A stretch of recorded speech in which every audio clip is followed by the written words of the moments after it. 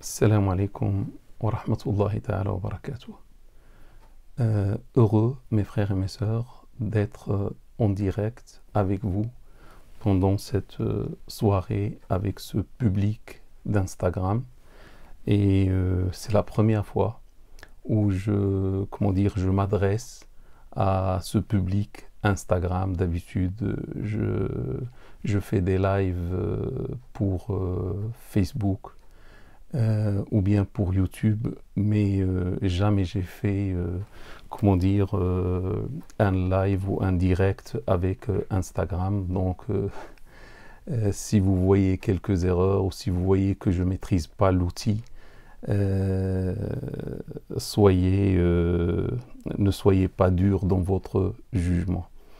J'attends un petit peu que plus de monde se joint à nous et Inch'Allah, je commence ce thème qui est cher surtout aux jeunes parmi nous qui veulent compléter leur religion et qui veulent se marier et que Dieu les aide, que Dieu aide les jeunes, que Dieu aide mes frères, mes sœurs à se marier, Inch'Allah, selon ce qu'il aime pour compléter leur religion. Et tant que les jeunes musulmans et musulmanes se marient, il y aura toujours le bien sur terre, Inch'Allah. Et on est très très content quand on voit des jeunes hommes et femmes qui se marient, on est invité à des fêtes et tout, alhamdulillah, c'est une grâce de la part de Dieu subhanahu wa ta'ala. Une autre fois, que Dieu aide mes frères et mes sœurs à se marier, un mariage qui sera Inch'Allah réussi, un mariage qui sera Inch'Allah vertueux, un mariage qui sera Inch'Allah islamique et aimé à Dieu et aimé à son prophète Muhammad sallallahu alayhi wa sallam. Bon, j'attends un petit peu et je commence Inch'Allah. Donc voilà, comme ce que je vous ai dit, c'est la première fois et bien sûr je suis heureux de m'adresser à vous et je remercie mon frère Rami qui s'occupe de cette page. Je le remercie d'abord pour tout ce qu'il fait. J'espère que vous êtes satisfait de son travail. Barakallahu fi. Et c'est lui qui a insisté sur moi pour que je m'adresse à ce public d'Instagram. Bon, je pense, wallahu a'lam, on peut commencer. Alhamdulillah. Alhamdulillahi Rabbil Alamin, la louange est à Dieu, Seigneur des univers, wa ashhadu an la ilaha illallahu waliyus salihin, et j'atteste qu'il n'y a aucune divinité à part Dieu, tuteur des vertueux, wa ashhadu anna sayyidana wa habibana wa maulana Muhammadan Rasulullahi Sadiqul Amin, et j'atteste que notre maître et bien-aimé Muhammad est l'envoyé de Dieu sincère et véridique. Sayyidi, Amir al-Anbiya, maître, émir des prophètes, sallallahu alayka adada nujumi sama, que les prières de Dieu soient pour toi au nombre des étoiles du ciel, wa rimal al-sahra, et au nombre des sables du désert, wa awladi Adama wa Hawa, et au nombre de la descendance d'Adam et Ève. Amma ba'd, ayyuha al-ikhwatu wal-akhawatu fi l'islam, après ceci, mes frères, mes sœurs en islam, Ahbab al-Habib Muhammadin al-Mustafa, très cher ou bien-aimé Muhammad al-Mustafa, alayhi afdalu salati wa azka salam, pour lequel on demande les meilleures prières et les hautes salutations.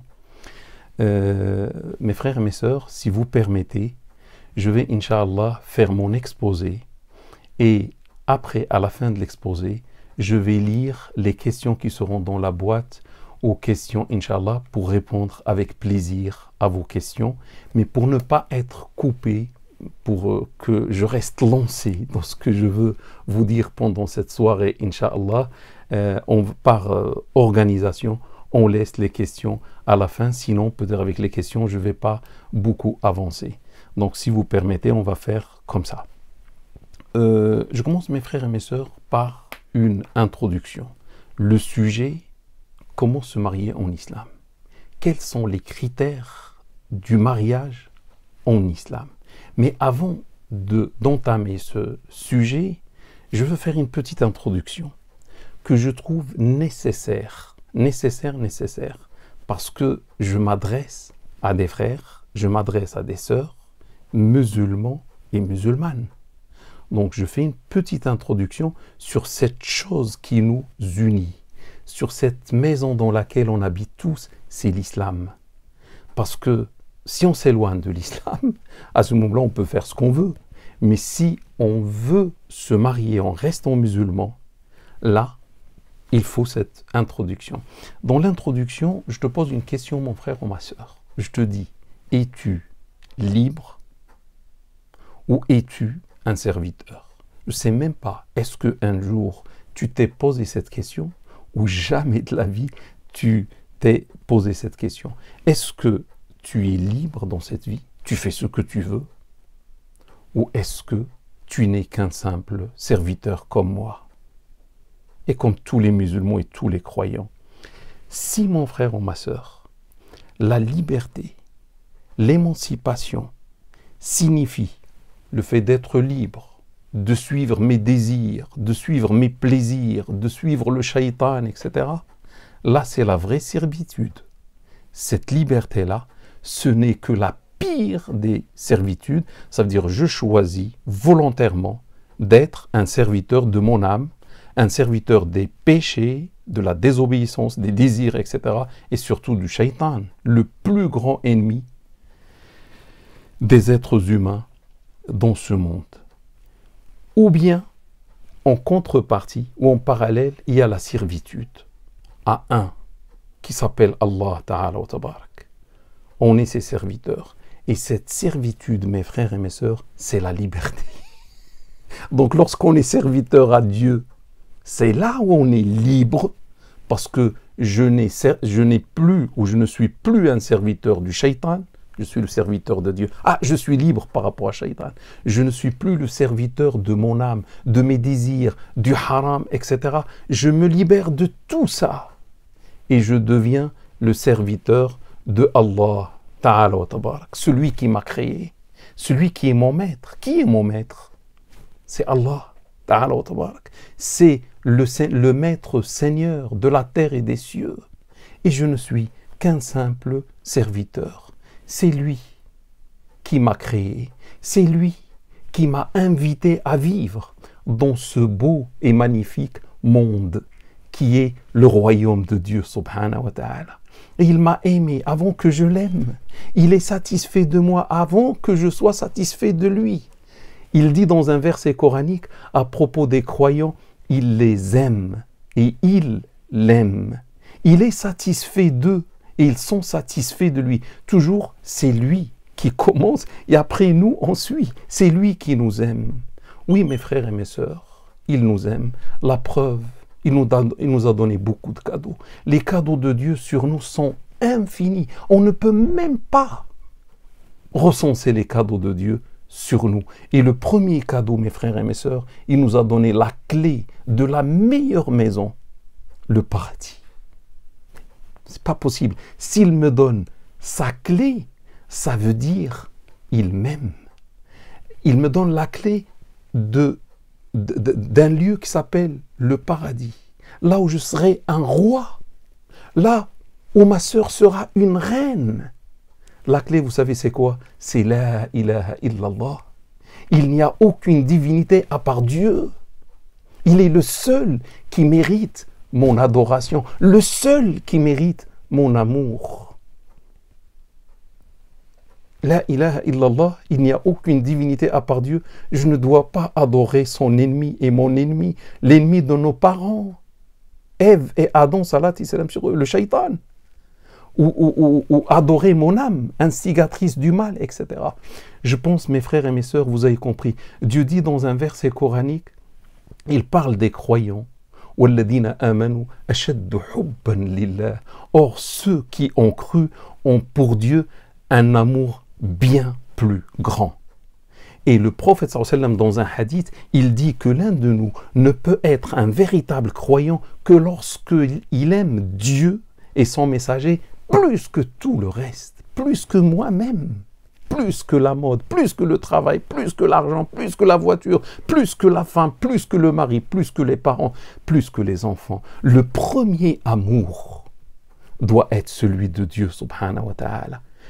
Mon cœur, mes frères et mes sœurs, quand je dis moi, ça veut dire nous. Mon cœur, mes frères et mes sœurs, doit être rempli par l'amour de celui qui m'a donné le cœur, de celui qui m'a donné la vie. Comment est-il possible qu'avec un tel cœur, qui est la création de mon Seigneur, je vais aimer les créatures plus que le Créateur? Donc, mes frères et mes sœurs, déjà, aimer Dieu, c'est un signe de l'amour. C'est un signe de la foi, c'est un signe de l'iman, de la croyance. Et Dieu, mes frères et mes sœurs, nous définit notre rôle dans cette vie ici-bas. Je n'ai créé les djinns et les humains que pour qu'ils m'adorent. Mon frère ou ma sœur, toi et moi, nous sommes là, dans ce magnifique et beau et vaste monde, le royaume de Dieu, pour adorer Dieu. Pour adorer Dieu. C'est ça, on n'est pas libre. On n'est pas libre. Mes frères et mes sœurs, celui qui va passer entre les mains de Dieu le jour de la résurrection pour être jugé de tout ce qu'il fait, est-il libre de faire ce qu'il veut? Non, mes frères et mes sœurs. On est les serviteurs de Dieu. On doit faire ce pourquoi Dieu, subhanahu wa ta'ala, nous a créés. L'autre chose, mes frères et mes sœurs, on est les serviteurs, mais notre maître est avec nous. Autrefois, lorsqu'il y a un serviteur, son maître peut voyager, il le laisse seul, il fait ce qu'il veut. Nous, notre maître est avec nous. Seulement, on l'oublie. Et notre problème, c'est lorsqu'on oublie Dieu. C'est là où viennent tous les malheurs dans notre vie. Lorsqu'on oublie que l'infiniment riche, le tout-puissant, le très miséricordieux est avec nous. Jour après jour, heure après heure, minute après minute, seconde après seconde, il est avec nous par sa richesse, par sa science, par sa miséricorde, par son assistance. On n'est pas seul, on est avec Allah Ta'ala wa Tabarak. Mais le problème, on oublie et on croit qu'on est seul. Donc, mon frère ou ma sœur, celui qui arrive à sentir la présence de Dieu avec lui, là où il se trouve, qu'il soit chez lui, au travail, dans le train, dans le bus, dans sa voiture, il est avec Dieu, subhanahu wa ta'ala. Qui est meilleur que lui? Personne n'est meilleur que lui. Il pense à Dieu, il aime Dieu, il ressent la présence de Dieu. Est-ce que le shaitan peut lui faire mal? Non, il est protégé par Allah. Lui, il devient serviteur. Qu'est-ce que Dieu dit? Inna ibadi laysa laka alayhim sultan. Mes serviteurs, tu n'as aucun pouvoir sur eux. Si tu veux d'abord te libérer par rapport au shaitan, sois le serviteur de Dieu, subhanahu wa ta'ala, et atteins ce niveau qui s'appelle en islam al-ihsan. L'ihsan, c'est l'excellence de l'adoration. Le prophète, on lui a posé la question sur l'ihsan, et c'est l'archange Gabriel qui lui a posé la question, salat et salam sur lui. Il a répondu, al-ihsan, l'excellence, le top dans l'adoration, c'est lorsque tu adores Dieu comme si tu le vois. Mais dans le cas où tu n'arrives pas à le voir, sache au minimum que lui te voit. Unanimement authentique, rapporté par l'imam Bukhari et l'imam Muslim. Ça, c'est le top. Quand tu te mets à adorer Dieu, c'est comme si tu es en train de le voir. Imagine, mon frère ou ma soeur, tu vois Dieu, il est invisible, mais imagine tu le vois. La ilaha illallah. Si on voit Dieu, combien on va bien l'adorer? On va adorer Dieu, la meilleure adoration de notre vie, parce qu'on le voit. Mais lorsqu'on ne le voit pas, est-ce qu'il n'est pas là? Non, il est là. Lui nous voit. Lui avec nous. 7 sur 7, 24 sur 24. Il nous voit, il nous entend, etc. Si tu arrives à ce niveau, mon frère ou ma soeur, bien sûr, félicitations. Bravo, tu deviens un excellent. Pas un musulman tout simplement, pas un croyant tout simplement, mais un musulman, une musulmane excellent ou excellente. avant d'aller, et ça y est, presque j'arrive aux critères, la dernière chose, et je passe aux critères, mon frère ou ma sœur, s'il te plaît, je te demande au nom de Dieu, tu es, mon frère ou ma sœur, à un niveau, à une partie de ta jeunesse, wallahi, il n'y a pas mieux qu'elle, c'est la jeunesse, une partie de ta vie qui s'appelle la jeunesse. On ne vit la jeunesse qu'une seule fois, offrons-la à Allah, à celui qui nous a donné la jeunesse. Parce qu'on me dit, oui, la jeunesse, on ne la vit qu'une fois. Allez, autant profiter de ma jeunesse. Je fais ce que... Ça veut dire quoi? Je fais ce que je veux. Je fais le haram. Je suis shaitan dans ma jeunesse. La jeunesse, c'est la fleur de la vie. La meilleure étape, c'est la jeunesse. Mais le meilleur d'entre nous, mes frères et mes sœurs, c'est celui qui va envelopper sa jeunesse comme un cadeau et il l'offre à Dieu subhanahu wa ta'ala, à lui, à celui qui lui a donné la jeunesse, la vie et après la jeunesse. Vous savez ce que dit le prophète sallallahu alayhi wa sallam? Il dit dans un hadith beau, magnifique, il dit 7 seront à l'ombre de Dieu, l'ombre divine, le jour où il n'y aura aucune ombre à part celle de Dieu. Le jour de la résurrection, les gens tremblent, le soleil est proche des têtes, etc. Ces gens seront à l'ombre. Vous savez, le deuxième de ces gens-là, c'est le jeune. Il a dit, un jeune qui a grandi dans l'adoration de Dieu.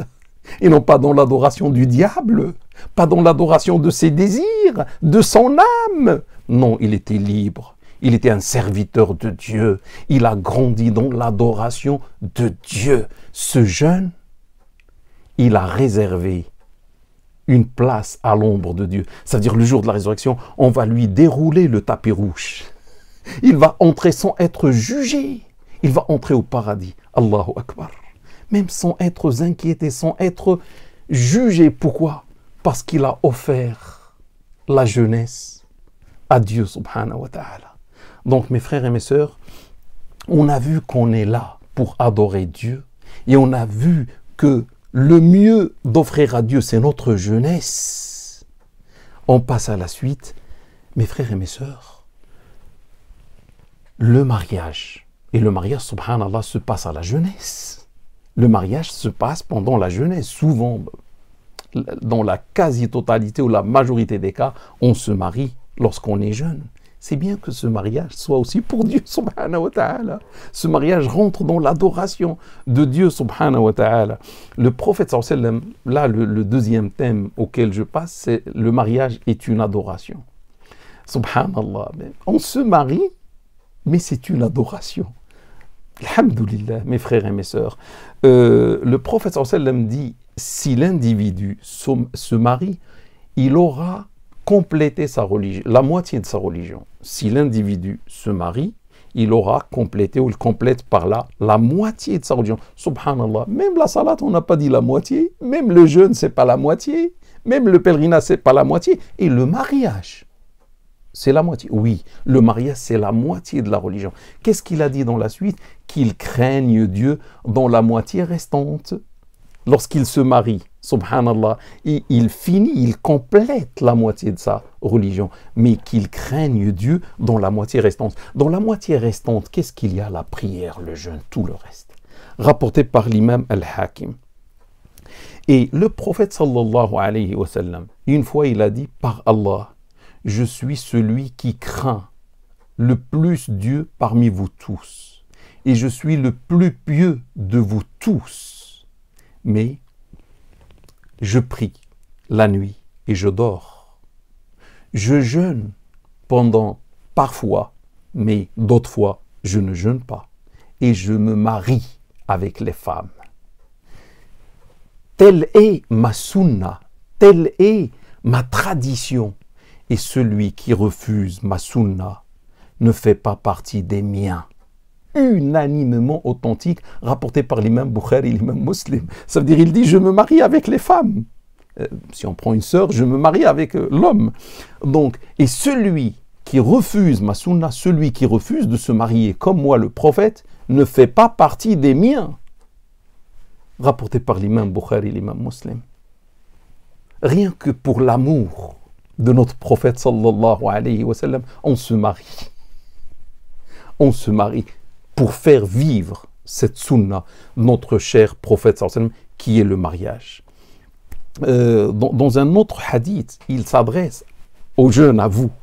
Et subhanallah, ce message prophétique a traversé les siècles, 14 siècles, et le voici arrivé jusqu'à vous les jeunes, masha'Allah. Il dit, ô ensemble de jeunes, il parle avec les jeunes, mais cette fois-ci les jeunes hommes. Et il va parler des jeunes femmes aussi. Ô ensemble de jeunes, celui parmi vous qui a al-ba'a, qui a la capacité, qui a les moyens, tous les moyens, de tous les côtés, qu'il se marie. Regardez l'ordre donné par qui? Par le messager de notre Dieu, subhanahu wa ta'ala, salat et salam sur lui, qu'il se marie. Car le mariage,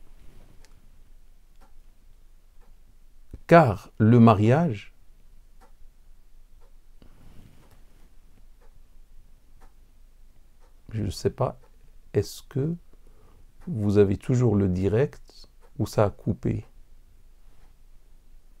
Ah, d'accord. Je pense qu'il y a toujours le direct. Si quelqu'un peut mettre oui. Vous me voyez toujours?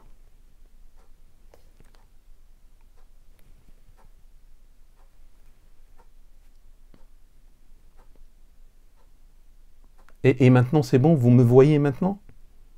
D'accord, barakallahu fikum. Donc le prophète sallallahu alayhi wa sallam a dit, il s'adresse aux jeunes hommes, il dit au ensemble de jeunes, celui qui a les moyens, vous connaissez les moyens, celui qui a la capacité ou les moyens, qu'il se marie. Qu'il se marie, c'est un ordre. Pourquoi? Pourquoi on se marie? Il dit car le jeune préserve son regard.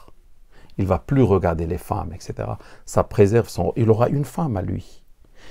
Il préserve le regard, et il préserve la chasteté, et celui qui n'a pas les moyens, qu'il observe le jeûne. Il peut par exemple jeûner lundi, jeudi, etc. Les jours blancs, le 13, le 14, le 15 du mois, etc. Car cela va être une protection pour lui. Le jeûne sera une protection pour lui. Rapporté par l'imam Bukhari et l'imam Muslim. Ce que moi je prends de tout cela, c'est que qu'il se marie, c'est un ordre. Ça veut dire celui qui a les moyens, et il attend, il ne veut pas se marier. Ça veut dire il désobéit au prophète sallallahu alayhi wa sallam. Subhanallah, Dieu t'a donné les moyens.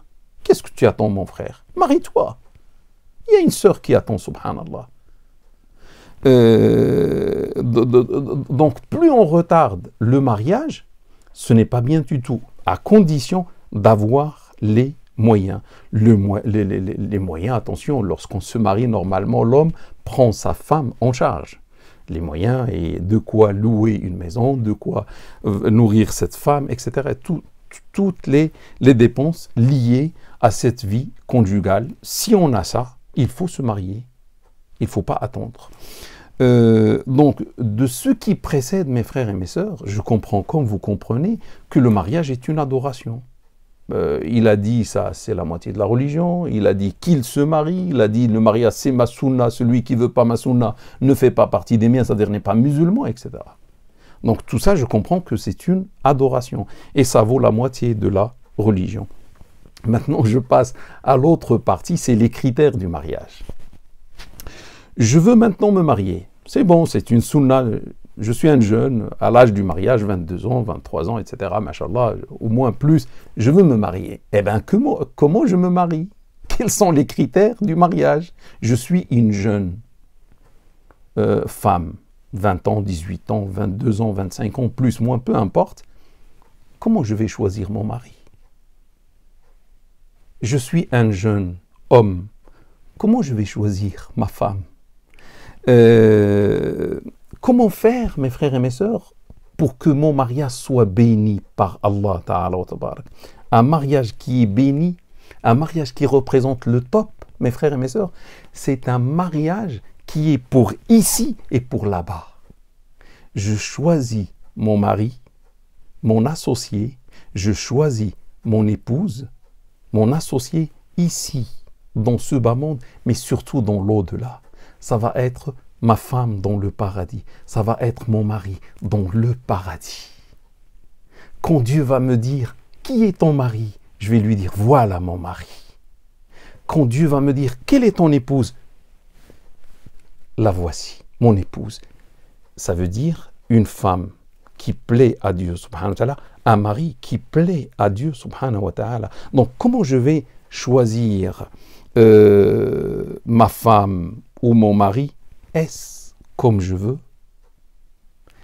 Est-ce que je choisis la femme que je veux, ça veut dire moi? Je choisis le mari que je veux?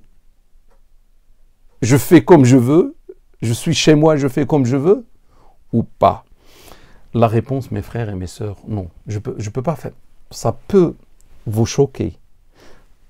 Peut-être vous ne serez pas d'accord avec moi. Mais écoutez-moi jusqu'au bout, s'il vous plaît. Si on reste musulman, et si on aime toujours Dieu, et si on veut offrir notre jeunesse à Dieu, pour l'ombre, pour entrer sans jugement au paradis, je me pose la question. Bon, j'ai dit non, on ne peut pas se marier comme on veut. Je pose une autre question pour comprendre. Est-ce qu'on prie comme on veut? Moi, le Dhuhr, c'est 4 rak'ah. Non, je vais prier 5. Le Maghreb, 3. Non, 3, c'est insuffisant. Je vais faire 5 dans le Maghreb. Est-ce que je peux prier comme je veux? Est-ce que je peux jeûner comme je veux? Le mois de Ramadan, c'est un mois. Non, moi, je vais jeûner 20 jours. Je vais jeûner plus, 35 jours. Est-ce que je peux? Je ne peux pas, mes frères et mes sœurs, changer ce qui est une autre adoration voulue par Dieu, subhanahu wa ta'ala. Donc, si je ne peux pas prier comme je peux, si je ne peux pas jeûner comme je veux, si je ne peux pas faire le pèlerinage à Dieu comme moi je veux, la même chose, je ne peux pas me marier comme moi je veux. Je dois me marier, je dois d'abord prier comme Dieu veut. Moi, je ne suis qu'un serviteur, c'est lui le maître. Et je ne peux pas jeûner comme moi je veux, je dois jeûner comme lui veut, et je ne peux pas me marier si je veux la bénédiction de Dieu. Wallahi, mes frères et mes sœurs, ça ne sert à rien de dépenser 20 000 € dans une fête pour se séparer après 3 mois. Pour se séparer après 4 mois, un mariage sans aucune bénédiction de la part de Dieu, subhanahu wa ta'ala. Si on se marie, c'est pour la vie et pour la mort, pour après la mort, Inch'Allah. Donc, je me marie comme Dieu le veut, subhanahu wa ta'ala. Autre chose, mes frères et mes sœurs, je vous en prie, comme mes enfants, comme mes frères, comme mes sœurs, ne faites pas de haram, s'il vous plaît, au moment du mariage. Quand vous allez vouloir marier, sachez que tous les shaitans vont venir vers vous. Pas seulement le vôtre, même celui des voisins, vont venir pour vous pousser, homme ou femme, vers le haram. S'il vous plaît, le haram, je n'emprunte pas ce chemin. Dieu me voit. Je sens que je suis avec Dieu. Ce mariage qui est beau, qui est une adoration, je veux qu'il soit pour Dieu, subhanahu wa ta'ala. Je veux me marier comme Dieu veut. Tout ce qui est haram, subhanallah, je veux, mes frères et mes sœurs, faire le halal, le mariage. Et je commence par le haram, ça se fait pas. Le mariage est une adoration pour Dieu. Imaginez quelqu'un qui veut faire la prière. Et il commence par boire le vin. Mais c'est pas possible. Ou il fait ses ablutions avec le vin. Non, mais c'est pas possible. Fais les ablutions avec l'eau, mon frère ou ma sœur. Tu veux prier, tu commences par le haram. Le mariage, on a dit, c'est une adoration. Est-ce que je vais voir comme je veux la sœur aussi, le frère aussi? On sort, on fait... Non. On fait exactement ce que Dieu nous a demandé. Je veux préserver mon mariage. Je ne me marie pas 1000 fois. Je me marie une seule fois. Qu'elle soit pour la vie et pour la mort, après la mort. Donc, je préserve ce beau mariage. Il doit être beau comme Dieu le veut et non pas comme le shaitan le veut, mes frères et mes sœurs. Que Dieu vous aide. Je vous en prie. Préservez votre mariage. Quand vous allez vouloir vous marier, Shaitan va venir. Et il va vous faciliter beaucoup de choses. Non. Restons croyants. Restons des gens qui aiment Dieu et qui savent que Dieu est avec nous. Maintenant, on va laisser le prophète parler. J'ai beaucoup parlé, c'est le prophète qui va parler avec la famille de madame, avec la famille de, machallah, de cette jeune musulmane qui a atteint l'âge du mariage et qui va chercher à compléter la moitié de sa religion, regardez le prophète, qu'est-ce qu'il va dire à elle et à ses parents, à sa famille. Si quelqu'un se présente à vous, c'est-à-dire pour demander votre fille au mariage, si quelqu'un se présente à vous et vous êtes satisfait, regardez les critères donnés, on a dit on se marie comme Dieu le veut, regardez les critères donnés par son messager. Si vous êtes satisfait de sa religion et de son comportement, religion, comportement, mariez-le. Sinon, il y aura une tentation sur terre et une grande corruption. Si vous ne voulez pas marier votre fille à quelqu'un qui se présente pour se marier avec elle, il a la religion, il a le comportement, vous ne voulez pas, d'accord, il y aura sur terre la tentation et la corruption. Il n'a pas dit plus que ça, 2 choses. Mes frères et mes sœurs, maintenant, est-ce que le mariage est facile? Wallah, l'islam a voulu un mariage facile. Nous, on a voulu compliquer le mariage, on pose des conditions, je ne sais pas qu'est-ce qu'on va faire et combien on va dépenser de l'argent et on laisse la fille sans mariage, on laisse l'homme sans mariage et après il y a du haram à la place du mariage. Ça, c'était pour la femme. Maintenant, on va voir le prophète sallallahu alayhi wa sallam qui va parler avec les jeunes hommes qui veulent se marier. Écoute mon frère, ce que ton cher messager t'a dit depuis 14 siècles. Il a dit, la femme se marie pour 4 raisons. Regardez les critères. Hein. Pour 4, et c'est vrai, il n'y a pas plus que ces 4 critères. Même si on réfléchit, on ne trouve pas plus que ces 4 critères. Se marie pour sa richesse. Un homme qui veut l'argent de la femme. Un homme qui veut les papiers grâce à la femme, etc., etc., etc. Pour sa richesse, pour sa beauté, pour son lignage noble, pour sa noblesse. C'est une fille, mashallah, noble, fille de noble, d'une famille de nobles, etc., etc. Donc l'homme cherche cette noblesse-là, ou cherche la richesse, ou cherche la beauté de cette femme. Ou bien pour sa religion. Ou bien pour sa religion. Et qu'est-ce qu'il a dit à la fin? Prends celle qui a la religion, que Dieu t'enrichisse.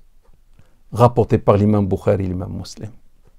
Il a donné tous les critères et il a donné le critère qui prime chez lui, chez Dieu. La femme se marie pour son lignage, pour sa noblesse, se marie pour sa richesse, se marie pourquoi? Pour sa beauté, et se marie pourquoi? Pour sa religion. Il a dit, prends celle qui a la religion, prends celle qui pratique sa religion, que Dieu t'enrichisse. Donc si tu veux la richesse, mon frère ou ma soeur, dans cette vie ici, mon frère, dans cette vie ici, dans l'au-delà, prends ta soeur qui pratique sa religion. Et on demande à Allah Ta'ala pendant cette soirée de guider tous nos frères et nos sœurs vers la pratique de la religion. Nos frères et nos sœurs musulmans et musulmanes, Inch'Allah. Comme ça, chacun, quand il veut se marier, il trouve, Inch'Allah, une sœur qui pratique sa religion. Une sœur, lorsqu'elle veut se marier, elle va trouver un frère. Elle sera satisfaite, Inch'Allah, de sa religion, de son comportement. Mais dans une version du même hadith, le prophète sallam a dit « Prends celle qui a la religion et le comportement ». Rapporté par l'imam Ahmed. Donc si je comprends mes frères et mes sœurs, le critère ou les critères qui sont revenus d'après notre cher prophète sallam, la religion et le comportement. La beauté, non, non. Hein. La richesse, c'est quoi? La religion. Et quoi encore? Le comportement. Ma sœur d'abord, si quelqu'un se présente à toi pour se marier avec toi, tu vas voir une religion, tu vas voir une barbe, tu vas voir je ne sais pas quoi. Méfie-toi, ma sœur. Ça, c'est la religion. Il part à la mosquée, il prie à la mosquée, machallah. Bravo! Bravo le frère. Mais regarde, est-ce qu'il a le comportement?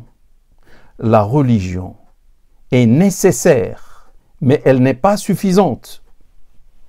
Je vous le dis, mes sœurs, la religion est nécessaire. Je ne peux pas me marier avec quelqu'un qui ne prie pas. Mais ça ne suffit pas.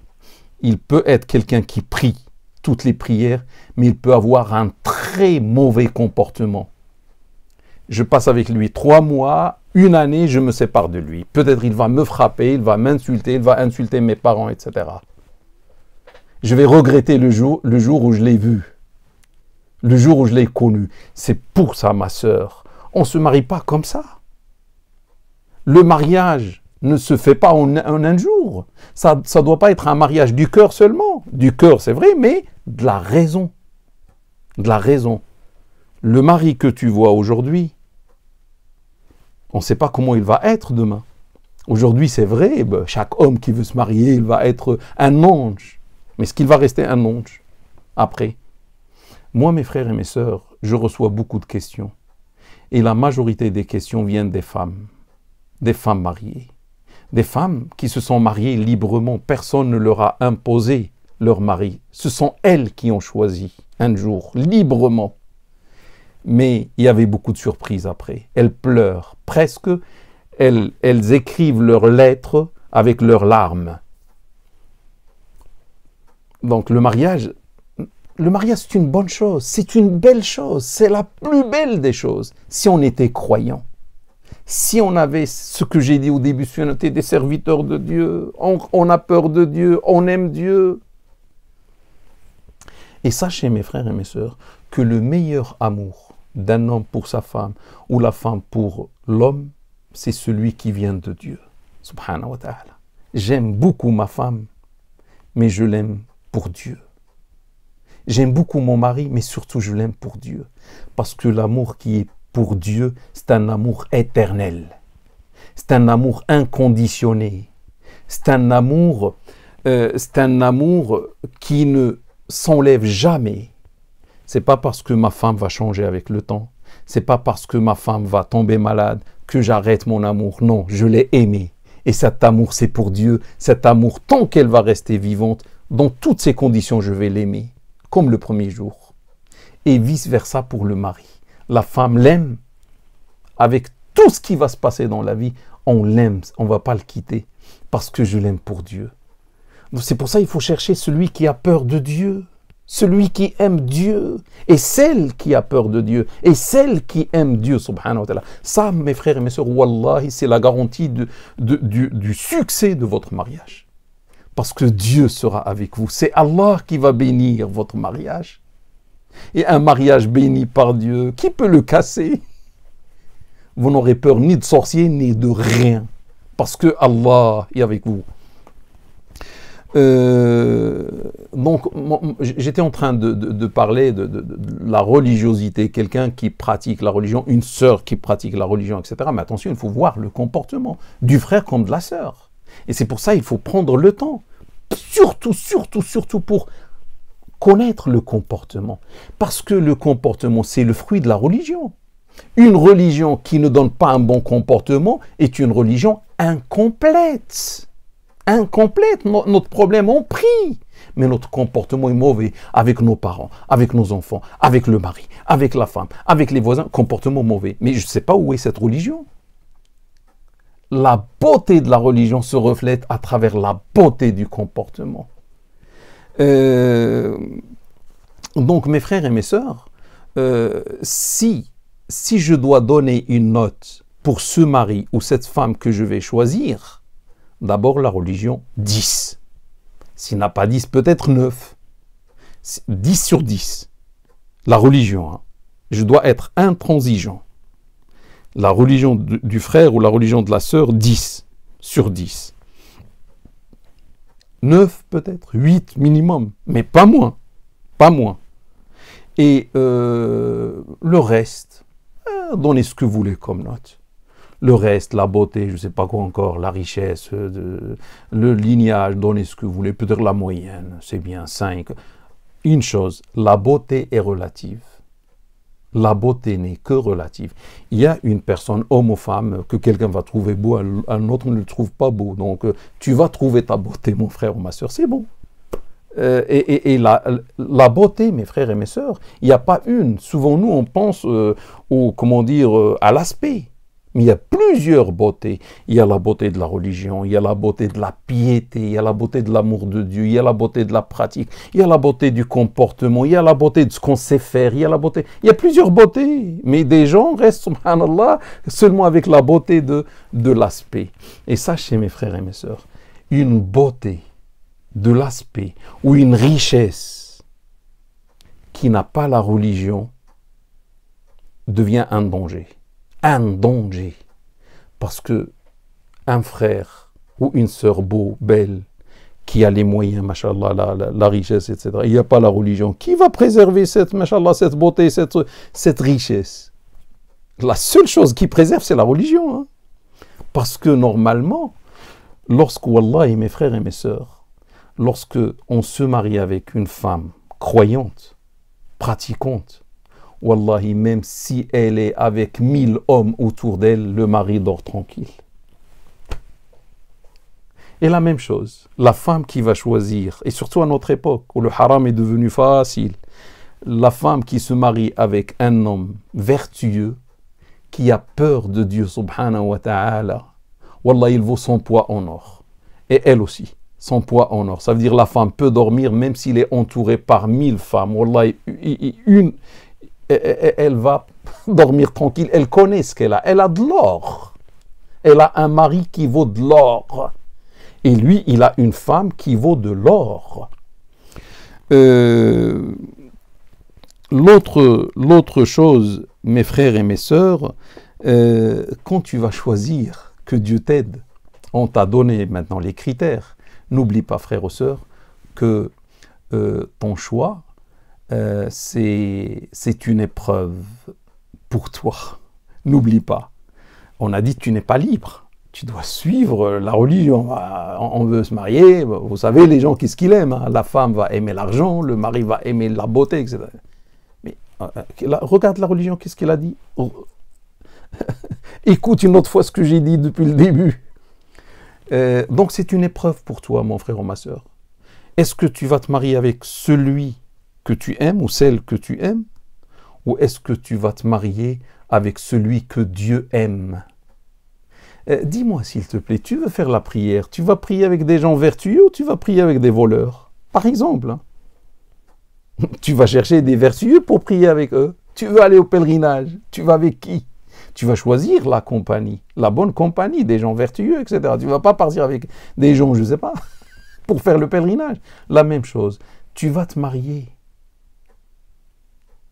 Tu vas dire à Dieu, regarde ma femme que j'ai choisie pour toi.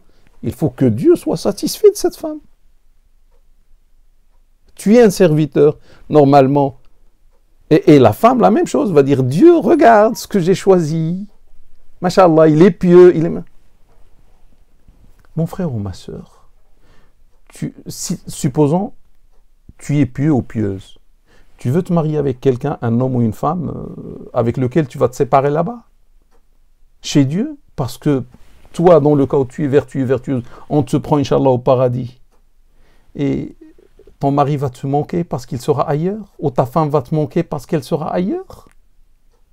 Non, mais regarde, il faut prendre celui, Inch'Allah, qui sera un roi avec toi dans le paradis, une reine avec toi au paradis. Donc, c'est une épreuve, Dieu va voir, qu'est-ce que tu vas choisir? Est-ce que tu vas choisir celui que lui, Allah, aime, ou ce que toi, tu aimes? Si Dieu n'aime pas, moi, j'aime pas. L'autre chose, retenez, vous pouvez écrire en or ce verset coranique. Dieu dit « Al-khabithatu lil-khabithin » les perverses, il a commencé par les femmes, subhanallah, les perverses aux pervers, et les pervers aux perverses, et les vertueuses aux vertueux, et les vertueux aux vertueuses. D'après ce verset coranique qui dit par Allah, un homme vertueux, wallahi, il va chercher la vertueuse. À part la vertueuse, il reste sans mariage. Wallahi, je préfère ne pas me marier. Wallahi, ma sœur, je préfère ne pas me marier. Si je me marie, je vais écrire des lettres au cheikh pour résoudre mes problèmes. Il vaut mieux, je ne trouve pas l'homme vertueux, autant je ne me marie pas. Au moins, il n'y aura pas les problèmes. Les vertueux, les vertueuses ou vertueux, et les vertueux ou vertueuses. Mon frère, celui qui est vertueux ne peut pas choisir une femme qui n'est pas vertueuse. C'est une incompatibilité pas possible. Et la vertueuse ne peut pas choisir un homme qui n'est pas vertueux. C'est une incompatibilité pas possible.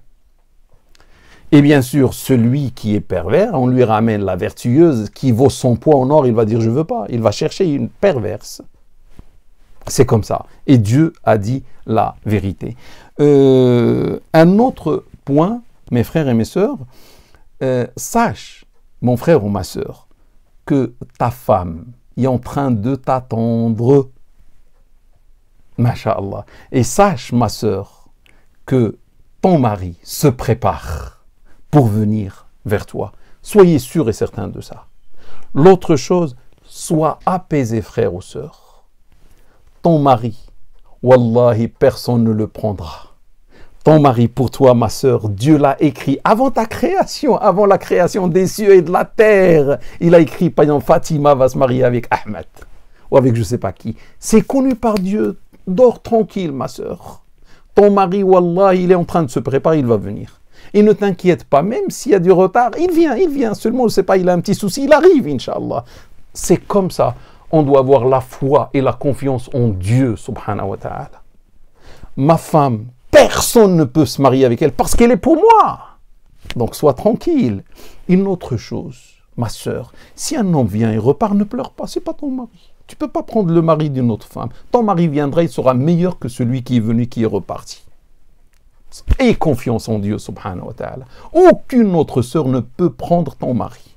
Donc, s'il y a un qui vient et un deuxième qui vient, ce ne sont pas tes maris. Ils partent vers leur femme. Inch'Allah, le tien va venir et tu seras heureuse, Inch'Allah, avec lui, tu seras satisfaite. Et mon frère, la même chose. Tu peux partir chez une femme, elle va te refuser ou ses parents vont te refuser. C'est bon. On est frères, on ne s'insulte pas, on se sépare, frères et sœurs. Alhamdulillah, que Dieu te donne mieux que moi, que Dieu me donne mieux que toi. Et c'est bon, je trouverai ma femme est en train de m'attendre, je me suis trompé de chemin. Mes frères et mes sœurs, un autre point. Subhanallah, il y a un homme, un jeune aujourd'hui, 22 ans, 25 ans, veut se marier. Mon Dieu, comment il va trouver sa femme? Il y a 3,5 milliards de femmes sur Terre. 3,5 milliards de femmes sur Terre, comment il va la trouver? Wallahi, si Dieu nous laisse à nous, jamais on trouvera notre femme. Mais toujours il est avec nous. Il est avec nous par sa bonté, par sa gentillesse, par sa douceur, par son aide, par son assistance, par sa miséricorde. Tu vois la première femme, ça va être ta femme. Tu vas pas, imagine, tu fais la première, la deuxième, la troisième pour chercher ta femme, jusqu'à 3 milliards. Mon Dieu, tu vas passer toute ta vie à chercher ta femme. On regarde la première, la deuxième, maximum troisième, on trouve notre femme. Subhanallah. Et la femme, la même chose. Imagine si elle va chercher son mari parmi 3 milliards. Oh. Le premier vient, le deuxième, peut-être le troisième, parfois le premier. Subhanallah, gloire et pureté à Dieu. Alhamdulillah. Un autre point. Mes frères, franchement, moi je voulais parler avec vous une demi-heure. Et là, je vois que le temps passe. Si ça coupe, si ça nous coupe, je vais déclencher, Inch'Allah, comme ça je répondrai à vos questions. Si ça coupe, je vais faire un autre direct pour répondre aux questions. Mais avant de répondre aux questions, une autre chose. Il y a des hommes, subhanallah, mes frères, ayez confiance en Dieu. Il y a le frère qui veut une femme belle. D'abord, la beauté on a dit, est relative. Qui veut une femme belle. Qui veut une femme savante. Qui sait la science des premiers et des derniers, subhanallah. Il veut une femme qui a mémorisé le Coran. Il veut une femme pieuse. Mais arrête, mon frère. Arrête un peu. Parce que si on cherche une femme pieuse, d'accord, je ne sais pas, est-ce que moi je suis pieux? Elle a mémorisé le Coran. Moi, combien j'ai mémorisé le Coran? Est-ce que j'ai mémorisé le Coran? Une femme qui a la science. Est-ce que moi j'ai la science? Une femme. Parce que si tu demandes quelque chose dans la femme, alors que toi, tu l'as pas, c'est de l'injustice. C'est de l'injustice. Et une autre chose, c'est que plus, mon frère, tu poses des conditions, plus tu restes sans femme. La condition, c'était le prophète qui l'a posé ça au salam. Une femme pieuse, point final. Une femme vertueuse. Une femme qui a la foi et la religion. C'est bon, si tu as trouvé cette femme, c'est bon. Maintenant, on sort dehors. On sort dehors, on cherche des femmes. Il n'y en a que des femmes. On laisse celles qui sont mariées. Et les autres sont toutes à toi. Cherche ta femme parmi elles. Mais si tu vas me dire, je veux une belle, je veux je sais pas quelle couleur, je veux je sais pas quoi, je veux... Plus tu poses des conditions, tu restes sans femme. Tu veux par exemple, je sais pas, une qui a mémorisé le Coran, hein, mon Dieu, on va enlever une bonne partie des femmes. Je veux une... Tu donnes une autre condition, c'est fini. À un certain moment, je te dis, ta femme n'existe pas. Reste sans femme, autant rester sans femme. Le prophète a posé une condition à ta place. 14 siècles avant aujourd'hui. Il est la meilleure créature, Mohammed. Salat et salam sur lui. Wallahi, sa condition me suffit. Je veux aucune condition. Je veux une femme musulmane. Point final. Si elle a la religion, elle a le comportement, c'est la beauté de la beauté. Il n'y a pas de beauté meilleure que celle-ci. Je veux une femme, Inch'Allah, qui sera mon compagnon sur le chemin du paradis, sur le droit chemin de Dieu jusqu'au paradis. Je veux une femme, si je ne me réveille pas le fajr, elle me dit « Ahmed, réveille-toi pour le fajr ».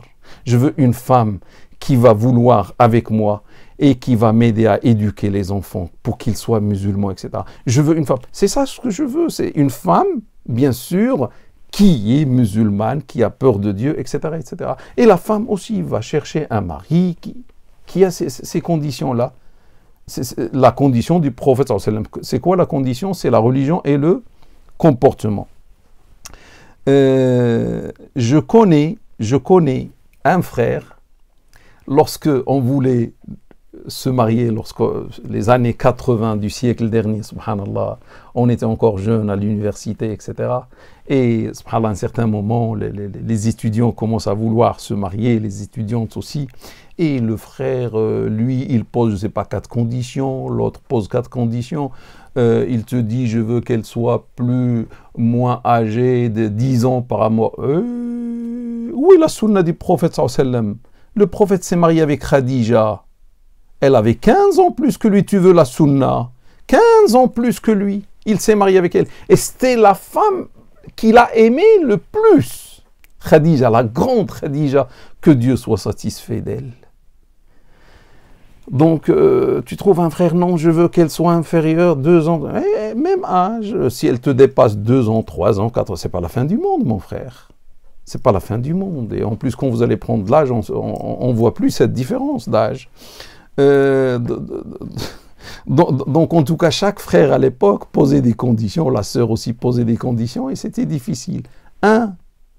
On lui a dit, quelle est ta condition? Il a dit, je n'ai aucune condition, je veux une musulmane. Ce frère, qu'est-ce qu'il faisait?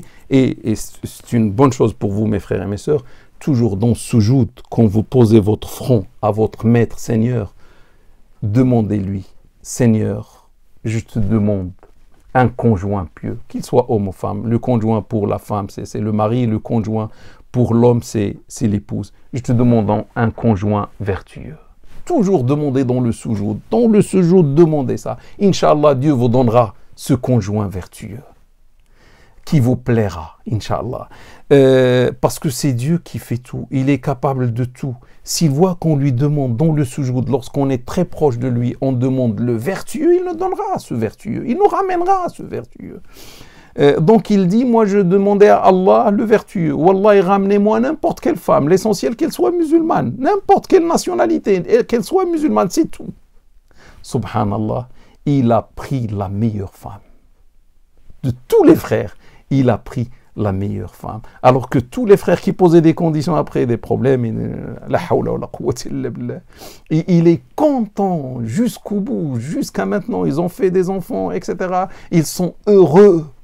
Ils sont heureux parce que c'est Allah qui a choisi pour lui sa femme. Celui qui va chercher les conditions, Dieu le laisse à ses conditions. Celui qui dit à Dieu, dans son séjour, dans son intimité avec Dieu, Seigneur, Wallahi, moi je veux poser des conditions, mais je ne sais rien devant toi, c'est toi qui connais aujourd'hui, connais ce qui se passe demain. Seigneur, je pose aucune condition, je te laisse toi choisir pour moi. Seigneur, donne-moi le meilleur mari. Seigneur, donne-moi le meilleur, c'est-à-dire vertueux. Donne-moi la femme vertueuse. Je te fais confiance, Seigneur. Ouais. Tu vas faire confiance à Dieu et Dieu va te décevoir. Impossible. C'est Dieu, subhanahu wa ta'ala. C'est-à-dire que tu as atteint un niveau, mashallah, de la foi. Et Dieu vient en aide à ces gens qui atteignent ces niveaux de la foi. Mais celui qui se croit intelligent, il va poser les conditions. Attendez, est-ce qu'il y a cette condition? Dieu le laisse à lui-même. Et après, subhanallah, il va prendre n'importe quoi. Homme ou femme.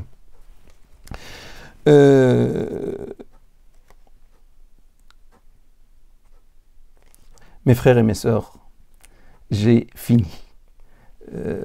J'ai voulu parler une demi-heure, mais je sais que je suis quelqu'un qui parle trop, je ne sais pas parler peu. J'aime mes frères et mes sœurs, quand je parle, je leur dis ce que j'ai dans le cœur. Je veux partager avec eux ce que je sais. C'est pour ça, je ne peux pas vous parler 5 minutes. Qu'est-ce que je vais vous dire en 5 minutes? Qu'est-ce que je peux dire? Mais c'est pas possible. Comme soyons sérieux, c'est un sujet sérieux, c'est un sujet important, et tous les sujets religieux sont importants. Donc, merci de m'avoir supporté jusqu'à maintenant. Je vais maintenant voir les questions. Si ça coupe, comme ce que j'ai dit, je relance un autre direct pour pouvoir répondre à vos questions. Alors, voilà.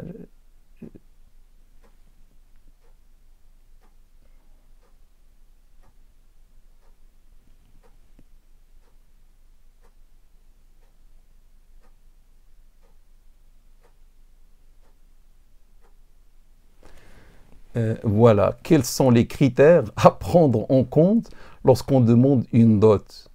Quel minimum? Bon, le minimum, là, la dot, c'est quelque chose d'intime, normalement, entre l'homme et la femme. Et la dot, normalement, ça montre la valeur qu'a ce monsieur pour cette dame. Et subhanallah, vive l'islam. Wallah, j'aime l'islam. L'islam est la plus belle des religions. Subhanallah, vous savez, en Inde, c'est la femme qui donne la dot à l'homme. En Inde, c'est la femme qui donne la dot à l'homme. Et vous savez qu'est-ce qu'on fait? Certains tuent. Lorsqu'il sait qu'il y a une fille, dans l'échographie, il dit au médecin avortement. Pourquoi il ne veut pas payer la dot? Parce que la femme donne la dot, mais elle n'a pas l'argent, c'est la famille, c'est le père qui donne la dot. Avortement. À un certain moment, il n'y a plus de femmes. Qu'est-ce qu'ils font? Ils partent dans les pays limitrophes chercher des femmes. Pour se marier, il n'y a plus de femmes. Chez nous, dans notre religion belle et magnifique, masha'Allah, la religion de Dieu, qui est le beau et le magnifique, c'est la femme qui reçoit la dot. La femme est demandée. La femme reçoit. Parce que l'islam lui a donné une haute place. Franchement, l'islam, moi toujours dans mes cours, à mes étudiants, etc., je parle de la femme. Et parce que ceux qui critiquent l'islam, que Dieu les guide à l'islam. Ces gens qui critiquent l'islam, que Dieu leur montre la beauté de l'islam. Il les guide comme il nous a guidés. Il n'y a qu'un seul guide. Nous, on veut les guider, mais on ne peut pas. C'est lui le guide. Ô Seigneur, guide nos frères et sœurs français et françaises à l'islam. Ceux qui critiquent l'islam, ils disent l'islam a stigmatisé la femme. Moi, je n'ai pas trouvé que l'islam a stigmatisé la femme. Regardez, dans ces livres que j'ai derrière moi, je n'ai pas trouvé que l'islam a stigmatisé la femme ou a réduit la femme. Non, non, non, non, non. La femme, pour moi et pour l'islam, c'est une princesse chez son père. C'est une reine chez son mari. La femme est demandée. C'est la femme qui reçoit. Subhanallah, c'est l'homme qui va lui donner la dot. Et la dot, c'est un symbole d'amour, c'est un symbole qu'il s'intéresse à cette femme, qu'il veut être avec cette femme. Et la femme va voir, lorsque quelqu'un va lui donner une dot, ça veut dire il est sérieux, il est sincère, etc. Je ne vais pas partir avec toi sans rien quand même. Tu vas me donner une dot, et une dot convenable. Et la dot, mes frères et mes sœurs, je ne peux pas dire il y a un minimum, c'est selon la situation du frère. Si le frère travaille, un ingénieur, il ne va pas donner 500 € quand même, il ne va pas donner 200 €. Non, quand même, tu as des moyens, c'est ta femme, tu ne donnes pas l'ennemi, tu donnes à ta sœur, à ta femme. Un certain jour, subhanallah, nous, c'est pour ça qu'on cherche un mariage dans le bas monde et dans l'au-delà. C'est quoi un mariage dans le bas monde et dans l'au-delà? Je choisis une femme qui est ma femme, que je vais aimer. Dieu a parlé de l'amour entre le mari et la femme. Le prophète, on lui dit, quelle est la personne que tu aimes le plus? On s'attendait qu'il va dire Abu Bakr ou Omar. Devant tout le monde, dans la mosquée, il leur a dit Aïcha. La personne que j'aime le plus, Aïcha. Aïcha, c'est sa femme. Que Dieu soit satisfait d'elle. Unanimement authentique. Le prophète, lorsqu'on lui a posé la question, quelle est la personne que tu aimes? Il n'a pas dit sa maman. Il n'a pas dit son papa. Il n'a pas dit son oncle. Il n'a pas dit Abu Bakr. Il n'a pas dit Omar. Il a dit Aïcha. Et la sunna, c'est que chaque homme doit aimer son Aïcha à lui. Donc, si tu aimes Aïcha, donne à Aïcha ce qu'il faut. Tu vas pas lui tu es ingénieur, tu es médecin. Si tu n'as pas les moyens, d'accord. Si tu n'as pas les moyens, d'accord. Donne ce que tu peux, vous allez vous mettre d'accord. Je ne sais pas, imaginez un étudiant qui va se marier avec une étudiante, il a travaillé un petit peu pour pouvoir faire la fête, il lui reste un peu, etc. Bon, il donne une chose que la sœur accepte et qui satisfait la sœur. Je ne sais pas, je ne peux même pas dire un minimum, quand même, ce n'est pas 1 €, hein, ce n'est pas 10 €, c'est pas, mais une autre chose, mes frères et mes sœurs, si tu es sincère, mon frère, la sœur dit au frère, bon, si tu es sincère, bon, tu n'as pas les moyens, d'accord, bon, on va faire une dot, ce qu'on appelle une dot avancée, une dot retardée. Supposons on va dire X, je prononce rien, hein. X c'est la dot, ben tu me donnes, par exemple, tu n'as pas les moyens, tu me donnes 500 € par exemple, mais dans l'écrit, et entre nous deux et Dieu, et bien sûr les parents sont témoins, et Dieu, les anges, etc., c'est un pacte énorme, et qu'elles ont pris de vous un pacte énorme, c'est le mariage, c'est Dieu qui est témoin. Le reste, X moins 500 €, le reste, quand tu auras les moyens, tu me le donnes. Parce que la femme, c'est la dot, et quelque chose, bon, ça lui appartient, c'est pas son père, etc.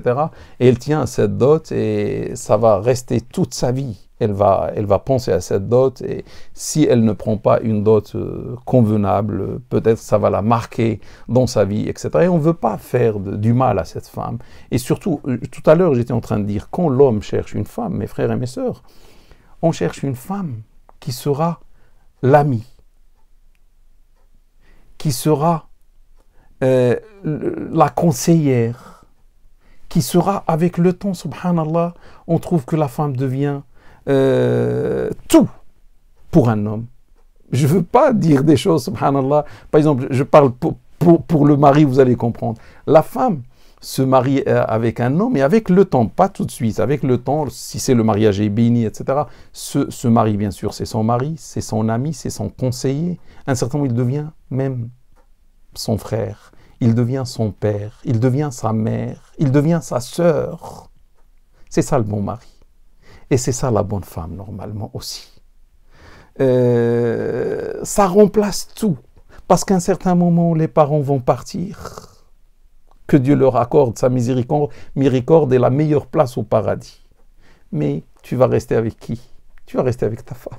Tu vas rester avec ton mari. Les frères vont se marier, les sœurs vont se marier. Mais qui restera avec toi? C'est ta femme, c'est ton mari, etc. C'est pour ça qu'il faut choisir le mais et surtout le comportement. Donc une dot quand même. Subhanallah, une voiture on l'achète à 50 000 €, à 30 000 €, une maison à 300 000 €, une montre, je ne sais pas, un iPhone, je ne sais pas. Et quand on arrive à la fin, on commence à calculer. Non, quand même. C'est une femme, ça n'a pas de prix. On ne l'achète pas. Hein. C'est un symbole d'amour. La femme, ça ne s'achète pas. Et croyez-moi, une femme, wallahi, une femme musulmane, pieuse, vertueuse, wallahi, elle n'a pas de prix. Wallahi, elle n'a pas de prix. Tu donnes des milliards, c'est pas son prix. Donc on n'achète pas la femme, mais c'est un cadeau de début. Un cadeau qui marque ce début de connaissance, etc. Et il faut donner un cadeau qui va satisfaire la sœur. Si on n'a pas les moyens, on donne une partie, on donne par la suite, Inch'Allah, une autre partie. Ça, c'est la première question. Donc, vous voyez, il n'y a pas de minimum. Hein. On enlève le minimum.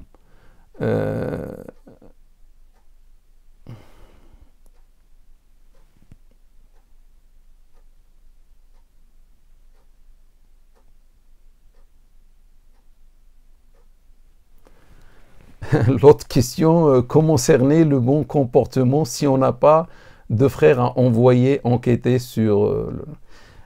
si on peut. On peut, ma sœur. On peut. Là, je vais enlever la question. Je ne suis pas habitué avec Instagram. Voilà. Donc, ma sœur ou mon frère voulait construire une maison, un pavillon. Vous allez prendre la décision en une journée. Vous devez faire le tour des constructeurs. Vous devez comparer, vous devez poser des questions sur les communes où on va chercher le terrain. Est-ce que c'est une zone inondable? Est-ce que je ne sais pas quoi? On pense à 1000 choses pour une maison. Et la femme, ce n'est pas une maison, la femme, ou le mari. Ce n'est pas une maison, c'est plus qu'une maison, c'est plus. Donc pour une maison, parfois, on va tourner pendant une année et on va partir. Tu veux acheter, par exemple, une maison ou un terrain pour construire une maison, tu dois partir l'automne pour voir comment c'est, tu dois partir en hiver pour voir comment c'est, etc. Tu dois partir en été pour voir comment c'est, etc. Parce que tu peux acheter un terrain en allant dans une saison, mais dans une autre saison, c'est mauvais. Donc il faut voir les voisins, il faut voir beaucoup de choses. Mais le mariage, tu penses que ça y est un coup de cœur? Non, il n'y a pas de coup de cœur. Je coupe le coup de cœur. C'est vrai le cœur, mais la raison aussi. Surtout la raison et la religion. Donc je ne peux pas me marier avec n'importe qui. Je dois bien le connaître et ça doit prendre du temps pour faire une enquête sur lui. Et lui aussi, il va faire une enquête sur elle. On ne peut pas se marier comme ça. Mais c'est le suicide. Hein. Se marier avec l'inconnu qui m'a montré un sourire ou qui m'a dit un joli mot, je t'aime, ou je sais pas quoi, ou je pense à toi, ou j'arrive pas à dormir si je te vois pas, ou si je te lis pas. Non, c'est pas ça. Non, il faut bien faire une enquête. Et le prophète sallallahu alayhi wa sallam, quelqu'un lui dit, je me suis marié, lui dit, tu l'as vu? Il a dit non, il a dit va. Et regarde là. Et on rapporte que cet homme-là se cachait derrière les arbres, se cachait derrière les murs pour voir la femme, etc. Alors qu'il sait, ça y est, il a fait les fiançailles. Le prophète va et regarde là. Et la même chose. Autrefois, le père faisait une enquête sur les gens. On peut poser la question aux gens de la mosquée, les voisins, l'épicier qui est face à lui, ses amis, etc., etc. Et entre nous, si quelqu'un nous pose une question sur un frère qu'on connaît ou une sœur, et c'est pour le mariage, on doit lui dire la vérité. Même si c'est un frère, même si c'est un ami, on doit dire la vérité. Parce que ça devient un témoignage. Et Dieu ne posera une question sur le témoignage. Je ne peux pas envoyer une sœur à l'enfer, parce que c'est mon ami. Je dois dire la vérité. Donc ma sœur prend le temps, pose la question. Maintenant, on se marie sur Internet, mais c'est n'importe quoi. Se marier sur Internet, je ne connais pas, il vit à Marseille, moi je ne vis pas, je ne sais pas, à Paris, je ne le vois pas, il me dit des choses. Comment je vais savoir? Si c'est par Internet ou autre, au moins il faut qu'il y ait un déplacement sur place et voir. L'enquête, rien ne la remplace. Soit du côté du frère, soit du côté de la sœur, comme ça. Quand je connais bien, monsieur, quand je connais bien la sœur, on va se marier. On va se marier, ça veut dire on est fait l'un pour l'autre. Et je donne pas un chèque blanc sur une parole, sur la parole de l'autre. Bien, qui va dire moi je suis mauvais? Qui va dire moi j'ai un mauvais comportement? Personne de la vie. Tu me poses la question, je suis le meilleur. Moi je suis le meilleur, marie-toi avec moi. Je suis le meilleur. Moi, oh, personne ne peut insulter sa propre personne. Donc c'est pour ça il faut poser la question à ceux qui connaissent, il faut prendre le temps. Et on se méfie de celui qui est pressé. Non. Attends, c'est un mariage. Pourquoi on est pressé? Il ne faut pas être pressé. C'est un mariage, on prend le temps pour se connaître. Subhanallah, au moins une année, au moins plus, mais pas en une nuit, je prends la décision.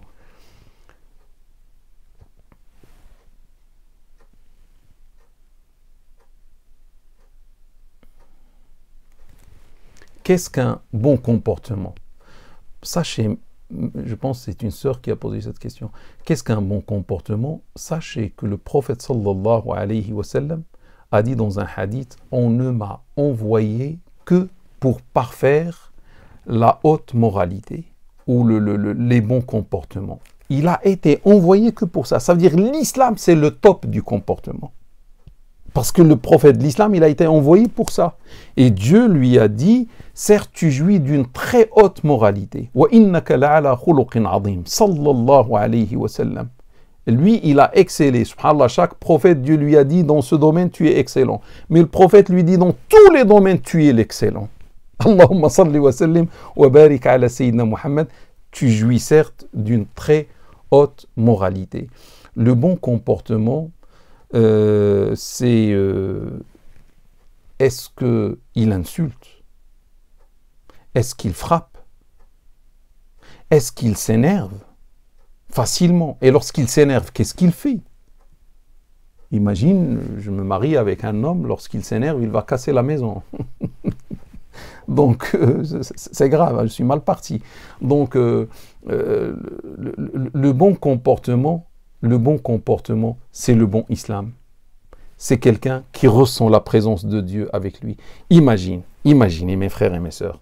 Il y a l'homme, sa femme. Maintenant, il n'y a plus les parents. Ils sont seuls à seuls dans la maison. Mais s'ils savent que Dieu est là-bas, avec eux, on ne peut pas imaginer Dieu. Mais imaginez Dieu, on le voit, il est là. Adore Dieu comme si tu le vois. Toujours l'excellence. L'excellence, c'est le bon comportement. Si Dieu est avec nous, l'homme peut insulter sa femme. La femme peut insulter son mari. On peut se dire des gros mots. On peut faire... Devant Dieu, bon, on se regarde, on sourit. Et Bismillah, prends. Pourquoi? Parce qu'on voit. Mais quelle est la différence entre un Dieu invisible et un Dieu visible? S'il était visible, on va être bon. Et comme Dieu est invisible, on va être mauvais les uns avec les autres.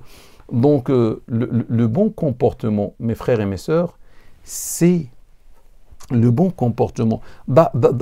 D'abord, c'est quoi l'adoration du mariage? L'islam, le mariage est une adoration. C'est quoi cette adoration? Mon cheikh Mohammed Saïd Ramadan al-Bouti, que Dieu lui accorde sa miséricorde, là où il dort aujourd'hui dans sa tombe, nous a dit, l'adoration du mariage, c'est que l'homme va essayer d'être le premier à satisfaire sa femme. Il va connaître ce que sa femme aime et il va lui faire ça. Parce que s'il rend sa femme heureuse, il va rendre Dieu satisfait de lui. Et la femme, la même chose. La femme va essayer d'être la première, si à la fois, des deux côtés. La femme va essayer de satisfaire son mari. Elle sait ce que son mari veut, et donc elle va faire les choses que son mari veut. Chacun veut rendre l'autre heureux. L'autre, c'est son mari ou sa femme. Et pourquoi? Parce que si je rends mon mari ou ma femme heureux ou heureuse, Dieu va être satisfait de moi. Si je rends mon mari ou ma femme malheureux, Dieu va être mécontent de moi. Imaginez le frère qui va faire pleurer sa femme. Lui, il sort et sa femme pleure. Cette femme est joyeuse dans ce mariage. Dieu ne voit pas cette femme qui pleure. Où est le bon comportement? Le bon comportement, je ne dois pas faire les choses qui vont faire pleurer ma femme. Je ne dois pas faire les choses qui vont faire pleurer mon mari. C'est ça le bon comportement. Je calcule tout. Je pense à tout. Je veux faire des choses, mais non, ça va énerver ma femme. Ça va décevoir ma femme.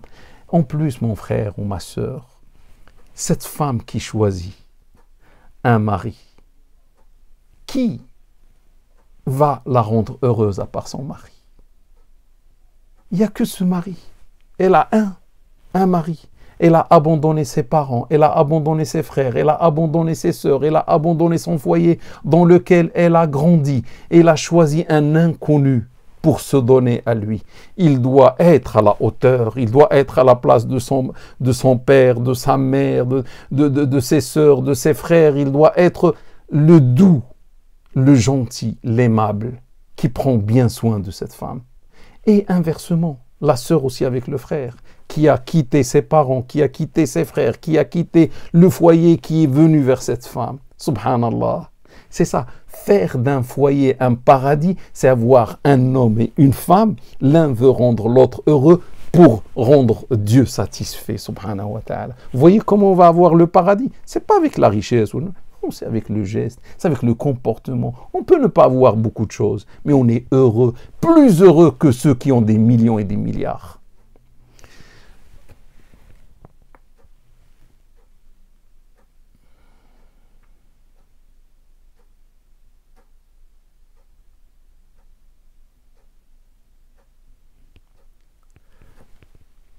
Devrions-nous faire salat istikhara avant mariage, avant le choix ou après l'échec?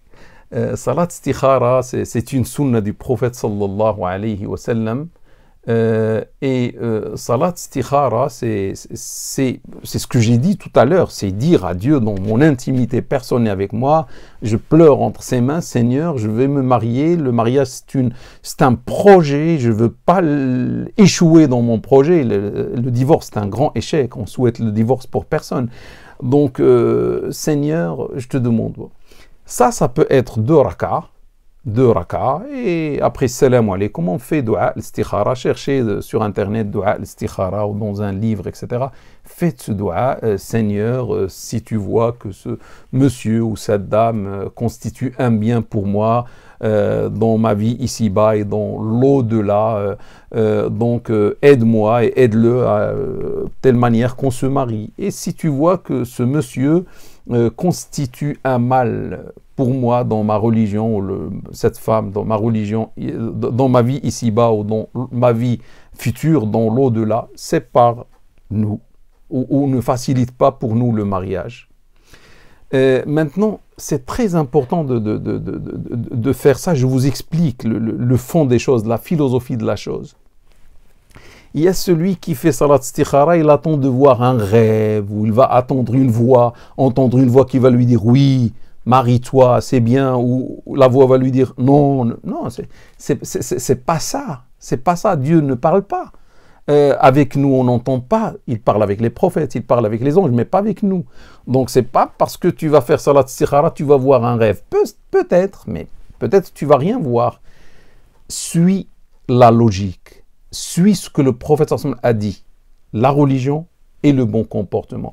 Donc si tu vois la religion, le bon comportement, et tu vois que ton cœur penche, et tu vois que tes parents, l'entourage, la raison penche, marie-toi. Marie-toi, dis bismillah. Si, et tu as demandé à Dieu subhanahu wa ta'ala de t'aider, si c'est un bon mari ou une bonne femme, et de ne pas vous aider, de vous séparer, tu as demandé ça à Dieu, ben laisse Dieu faire. Si tu vois qu'on va arriver à la fête et on va se marier, c'est que Dieu a entendu ton doua, il t'a facilité. Si tu vois que vous allez vous séparer, ne pleure pas. Dieu vous a séparé. Tu lui as demandé de vous séparer, il vous a séparé. Ça, c'est salat istikhara. Il faut accepter ce que Dieu a accepté pour moi. Inch'Allah, notre sera mon mari, notre sera ma femme.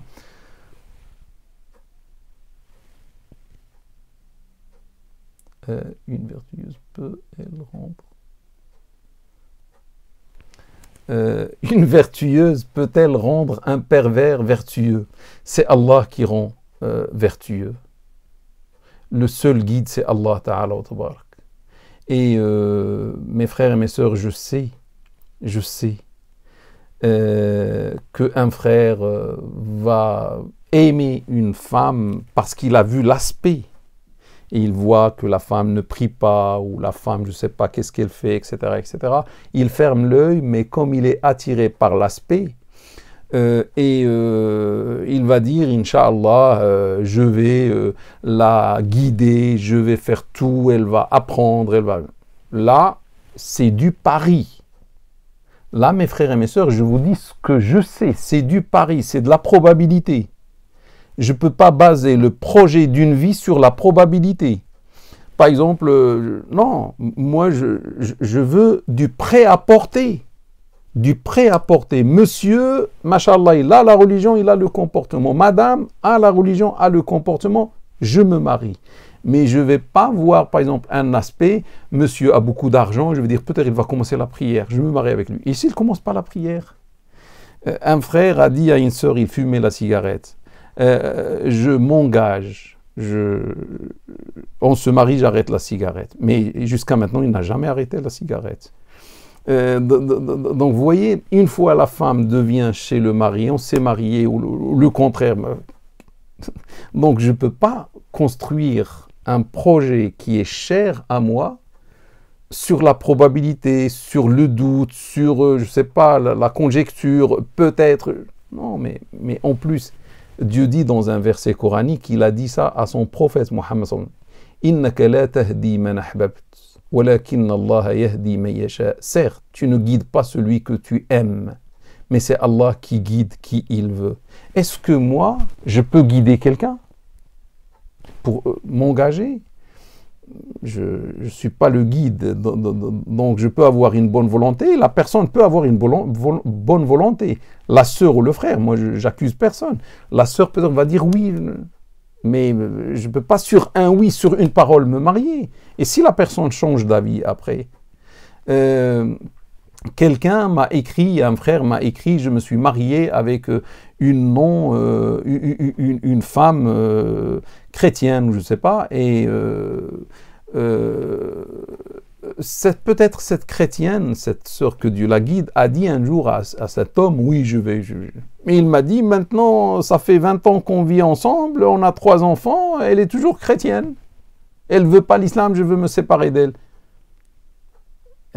Là, moi je lui dis, mon frère, mais le premier jour tu étais où?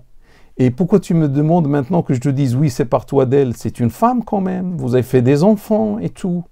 Il fallait penser avant, mais reste, tu as choisi une femme, une sœur qui va t'accompagner et tu vas l'abandonner au milieu de l'océan, dans la tempête, sur son bateau avec les enfants, elle va couler.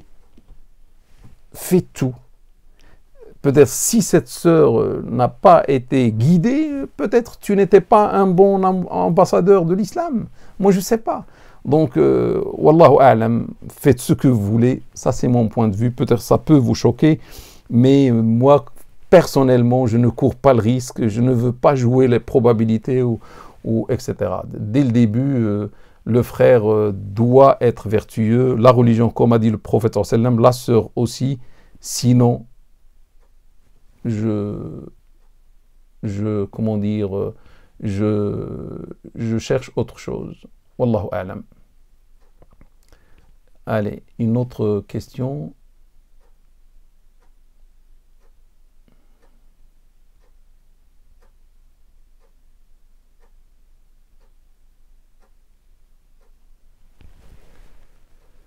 Comment ne pas être aveuglé? Comment raisonner quand la personne semble pieuse? Mais je ne vois pas la suite de la question. Je ne sais pas, moi je ne comprends pas comment faire et je ne suis pas habitué à Instagram et je vois que la moitié de la question, peut-être ce que vous voyez, hein, mais il y a des points de suspension et je ne comprends pas. Comment ne pas être aveuglé? Comment raisonner quand la personne semble pieuse? La personne semble pieuse, on a dit chacun, ça je le dis dans mes cours de sciences islamiques à mes étudiants, l'homme comme la femme, personne ne va dire je suis mauvais. Ça vient même pas à la bouche, c'est pas possible. Et parce que s'il dit je suis mauvais, il a peur qu'elle va pas l'accepter, elle aussi. Donc on va montrer des images, on va montrer une apparence, ça va être en quelque sorte la comédie, et après c'est les masses qui tombe, je suis sorti de la page, comment revenir? Excusez-moi une seconde.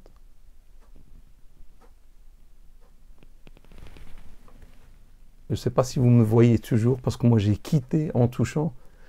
C'est bon.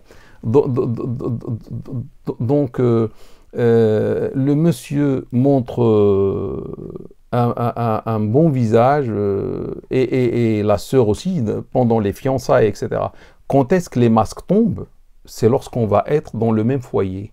Et on va vivre ensemble. Un jour, 2, 3, 4, madame va connaître monsieur, monsieur va connaître madame.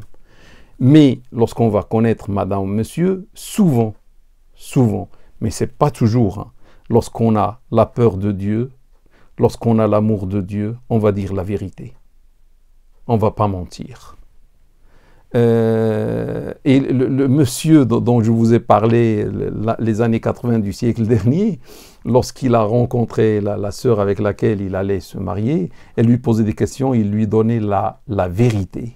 Et parfois la vérité qui peut faire fuir la sœur. Mais la sœur, subhanallah, a aimé sa vérité. Et plus il dit la vérité, plus elle a aimé ce frère, parce que c'est un frère véridique. Et la sœur est véridique. Donc, mais souvent, ça peut être la comédie, et après les masques tombent. Lorsqu'on va être, comment dire, ensemble, et on va trouver que l'autre nous a trompés. Et ça, c'est un véritable problème. Donc, il ne faut pas juger seulement la piété apparente. Parce qu'on peut montrer, c'est ce que j'ai dit tout à l'heure, j'ai dit attention, la religion, mais plus le comportement. On peut avoir quelqu'un de religieux, une femme qui a la religion, mais c'est tout, il n'y a pas le bon comportement, il n'y a pas la piété véridique, ils n'ont pas d'apparence. Et les apparences, on dit, sont trompeuses. Hein. Donc, il faut se méfier. Pour cela, il faut poser des questions aux gens qui connaissent. Il nous faut des témoignages. Des témoignages des gens qui connaissent ce monsieur. C'est pour ça que ça prend du temps. Il faut voir ses amis au collège, ses amis au lycée, ses amis, je ne sais pas, à l'université, les gens de la rue où il habite, les gens de la mosquée qu'il fréquente, ses amis, etc. Et non pas écouter sa parole ou écouter la parole de la sœur. Hein. Même, peut-être il est véridique, mais nous, on a le devoir de vérifier. Je ne dis pas que tout le monde est menteur, mais nous, pour être apaisés, on doit vérifier la chose.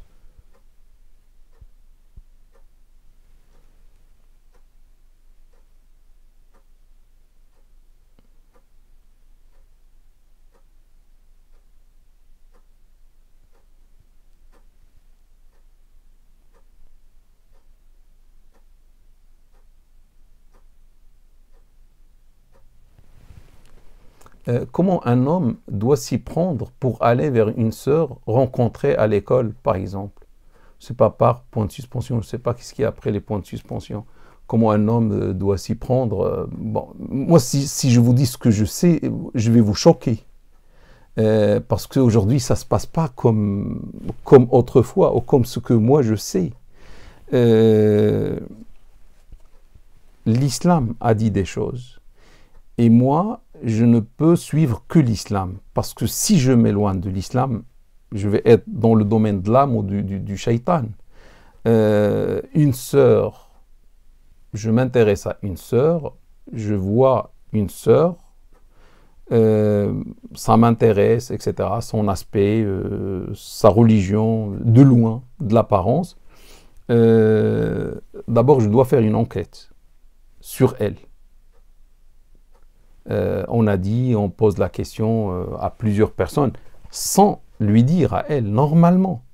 Mais la sœur peut travailler avec moi, peut être dans le travail, par exemple, ou à l'école, ou à l'université. Là, je la connais, je ne vais pas poser la question, parce que je la connais bien. Ça fait 2 ans qu'elle travaille avec moi, ou 3 ans, je sais pas, je connais qu'est-ce qu'elle pense, comment elle réfléchit, je la vois de près, mais je n'ai jamais dit quelque chose. Donc là, bah, je vais lui dire peut-être un mot comme quoi je veux me marier avec toi. C'est pas je veux une connaissance ou je veux une amitié. Non, non, c'est un mariage. Est-ce que ma sœur, tu peux me donner le numéro de téléphone de ton père, de ton tuteur. Parce que là, je m'adresse aux sœurs, si quelqu'un, franchement, veut le halal, il doit entrer à la maison par la porte et non pas par la fenêtre. La porte, Dieu dit, le prophète dit, le tuteur c'est le père. On se connaissait au travail, à les études, etc. Jamais tu m'as parlé que tu t'intéressais à moi, le mariage. Maintenant que tu veux te marier, je ne suis pas sans famille. Je ne suis pas une fille, les ailes coupées. Non, j'ai un père et je suis fier de mon père. Je suis fier de ma famille que Dieu a voulu pour moi. Je ne vais pas cacher ma famille. Donc il y a un père et le frère, on se donne rendez-vous, Inch'Allah, il vient chez nous, un verre de thé, etc., des gâteaux, et le père, la maman vont voir le monsieur, etc., et on parle. Et lui aussi, il va voir les parents, c'est bien, et on parle. Et après, on ne perd rien. Si c'est mon mari, on va se marier. C'est pas lui, mon mari viendra. Et si je ne suis pas sa femme viendra. Nous, on ne fait que le sabab, on ne fait que les moyens pour savoir est-ce que c'est lui ou un autre. C'est tout. Et après, quand on voit le père, il va poser des questions à ce monsieur, et c'est son droit, c'est son père. Comme toi, quand tu vas voir une fille, tu ne vas pas laisser ta fille se marier et venir pour t'inviter à la fête. Au moins, elle va t'associer à sa démarche, etc. Lorsque le frère va voir le père et le père le voit, et si le père donne son accord, après, il va dire, pour moi, il n'y a pas de problème, le frère remplit les conditions, c'est un musulman, je vois apparemment, il y a un bon comportement, le père peut faire une enquête sur le frère, ou la sœur a déjà fait son enquête parce qu'il travaille avec elle, ou il était à l'école avec elle, etc. Et peut-être une enquête rapide, et à ce moment-là, les deux peuvent parler, le frère avec la sœur peuvent parler entre eux, à la maison, Inch'Allah. Bon, il vient, il y a le salon, le séjour, je ne sais pas, ils vont s'asseoir et parler le temps qu'ils veulent. On les laisse seuls, ils parlent. Bon, on sait que la porte est ouverte, le père est là, la mère est là, je ne sais pas, la cuisine ou autre, et eux, ils parlent.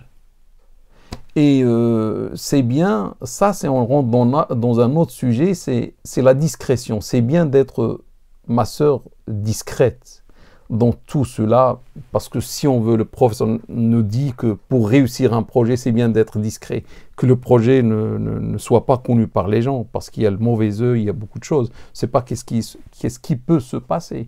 Et en plus, si cela est connu, et les gens vont voir, et que monsieur vient, ah bon, et on va dire c'est le fiancé, ou je sais pas, si ça n'aboutit pas, si ça part pas jusqu'au bout, il y a un mariage, les voisins et tous ceux qui ont connu vont dire « Ah, cette sœur a beaucoup de défauts, c'est pour ça qu'il l'a refusé. » Donc c'est un mal pour elle. Donc c'est bien de garder tout cela discret, secret au début. Mais lorsqu'on parle, et le frère va bien parler avec la sœur va bien parler avec le frère, vont savoir est-ce que l'un est fait pour l'autre. Lorsqu'on va voir que l'un est fait pour l'autre, Inch'Allah, on va passer vers au mariage. Mais là, on était dans un autre registre, les fiançailles. Hein. Al-khitba, en arabe on dit al-khitba.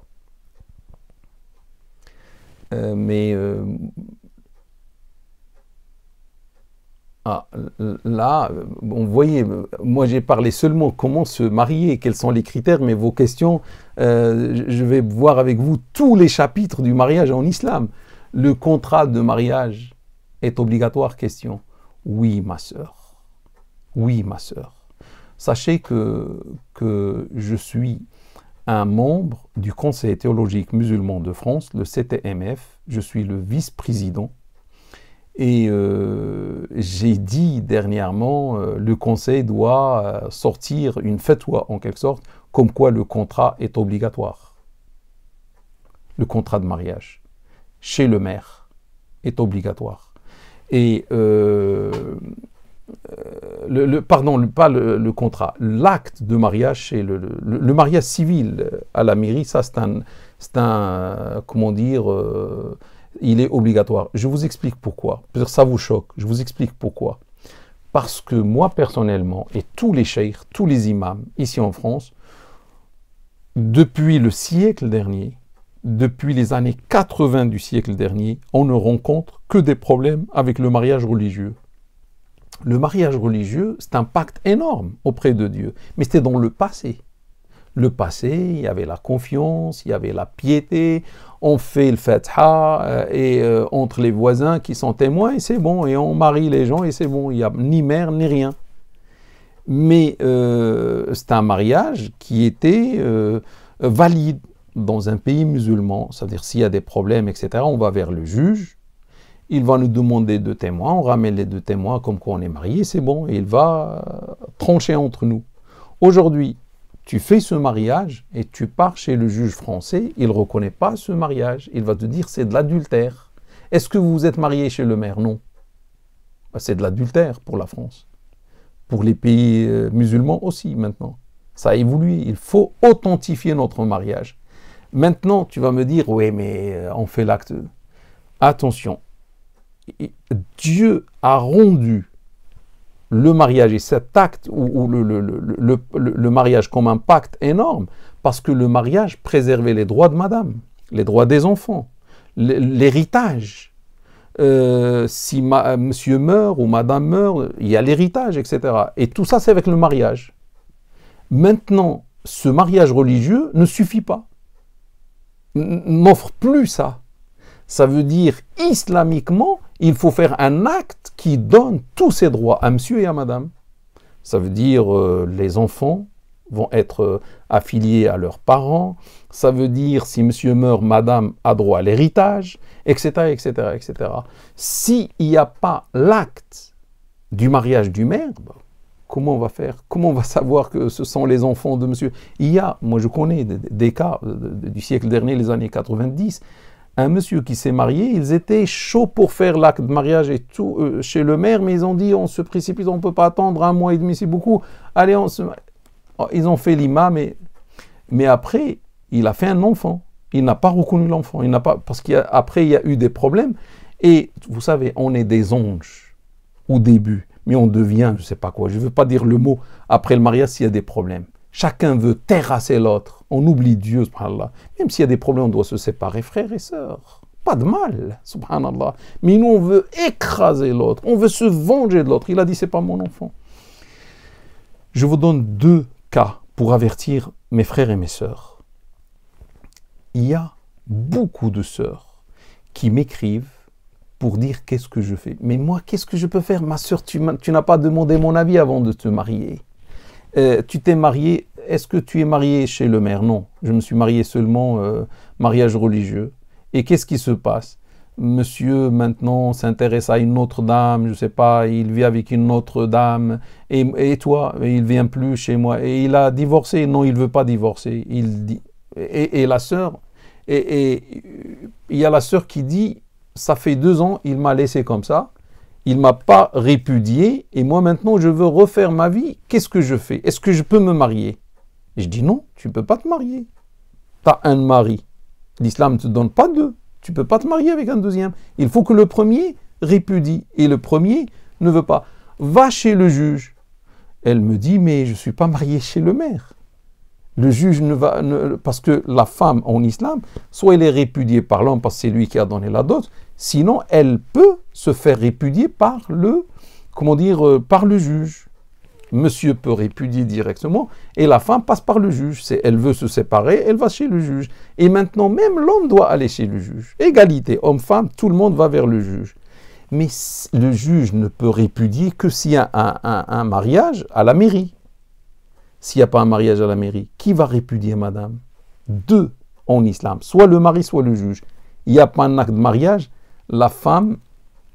en quelque sorte, s'est suicidée. Elle va rester à la merci de cet homme. S'il est un bon musulman, il va se séparer d'elle avec un haut comportement comme celui de Abu Bakr ou Omar. Mais s'il est un mauvais musulman, il va se venger d'elle. À un certain moment, il peut même demander de l'argent, demander beaucoup de choses pour qu'il la répudie. Il y a un deuxième cas. Il y a une sœur qui s'est mariée avec un frère, et mariage religieux seulement, malheureusement. À un certain moment, ils ont passé je ne sais pas combien d'années, une dizaine par exemple, et l'homme est tombé malade. Tombé malade, une maladie Alzheimer. Il a perdu la raison et la mémoire. La femme est restée un temps avec lui, à un certain moment, il ne pouvait plus. Elle est plus jeune, etc. Elle ne peut plus, et c'est son droit. Donc elle a voulu quitter pour refaire sa vie. Mais qui va la répudier? Problème. Le juge ne peut pas. Ce n'est pas un mariage. Monsieur qui peut répudier n'a plus la raison. Et pour répudier, il faut la raison. Et il n'y a plus la raison. Ça veut dire qu'elle doit rester liée avec lui jusqu'à sa mort. Je ne sais pas quand est-ce qu'il va mourir. Elle ne supporte plus rester avec lui, c'est son droit. Donc, pour ne pas, mes frères et mes sœurs, être dans ce genre de problème, comment dire, on se marie à la mairie. Maintenant, le contrat de mariage, est-ce que la question signifie, est-ce qu'on fait la communauté des biens ou non? Sachez que pour cela, ce que moi je pense et ce que le Conseil théologique musulman aussi de France pense, c'est que normalement chez nous il n'y a pas la communauté des biens. Monsieur a ses biens, la femme a ses biens et point final. Et si on meurt, à ce moment-là, madame a un droit d'héritage des biens de monsieur. Si madame meurt, à ce moment-là, monsieur a un droit à l'héritage. Maintenant, moi, si vous voulez faire le régime de la communauté des biens, ça veut dire, une fois on se marie, tout ce qu'on va acquérir, la moitié à monsieur, la moitié à madame, c'est votre droit, faites ce que vous voulez. Mais seulement, sachez une chose, mes frères et mes sœurs, que moi j'ai eu des retours, des femmes qui m'écrivent des questions, et c'est grâce à ça que je sais tout ça. Une sœur, après 5 ans, voulait se séparer de son mari, elle n'a pas pu. Lui, qu'est-ce qu'il a fait le mari? Il s'est marié avec une autre, avec l'halal, avec le fatha. Bon, il a le droit, d'accord? Il s'est marié avec une deuxième. Elle, la pauvre, elle est restée coincée. 5 ans. Mais elle a atteint 35 ans. Elle veut quand même refaire sa vie. Elle a trouvé un homme convenable. Elle dit, je veux me marier avec cet homme convenable, mais elle ne peut pas. Alors qu'ils étaient mariés chez le maire. Écoutez bien, chez le maire, mais avec la communauté des biens. Qu'est-ce qui se passe si il n'y a pas la communauté des biens, ou s'il n'y a pas de biens, le juge ou l'avocat maintenant, etc., on peut faire le divorce en 3 mois. 3 mois, ça va. Le monsieur peut refaire sa vie, la femme peut refaire sa vie. S'il y a des biens, je ne sais pas, un appartement, je ne sais pas, ils ont de l'argent, des biens, des terrains, etc., ça peut prendre entre 3 ans jusqu'à 10 ans pour séparer les deux. Ils restent mariés. En séparation, mais ça veut dire madame ne peut pas se marier. Lui, qu'est-ce qu'il fait souvent? Il part voir une autre femme et il fait le fatha et c'est tout. Et un mariage, si vous voulez, illégal, mais quand même, il est préservé, il se préserve. Il a une femme, mais la femme, la pauvre, va rester sans homme et elle va attendre 5 ans, 10 ans, etc. Donc, à cause de cette communauté des biens, on arrive à ce genre de cas. Or, comment dire, en islam, il y a une règle. Tout qui mène vers le haram est haram. Tout qui mène vers le haram est haram. Donc, si la communauté des biens pourrait me mener vers le haram, parce que je veux la séparation et on va passer beaucoup de temps, jusqu'à 10 ans chez le juge ou 5 ans, mais je ne supporte pas, et qu'est-ce que je vais faire? Donc, autant dès le début ne pas faire cette communauté des biens. Je pense que vous avez compris. Mes frères et mes sœurs, wallahi, je suis très très heureux de répondre à vos questions, de partager cette soirée avec vous.